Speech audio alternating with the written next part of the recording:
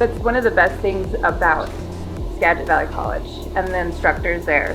Like, if you get really involved with your classes and with your instructors, they basically continue to hold your hand as you get out of school. I was able to go to them both times of like, hey, I'm looking for a job. What do you guys think I would be a good fit for? Because they knew me so well that they were like, oh, you do great at this position, or you should go for this. I think that's pretty awesome. I've heard some horror stories about other places where they didn't really have anybody that helped them figure out what they were doing afterwards. That's not the case at SVC at all. Oh yeah, it's a male-dominated industry, but it's starting to change because they're allowing people like me to come and break some barriers.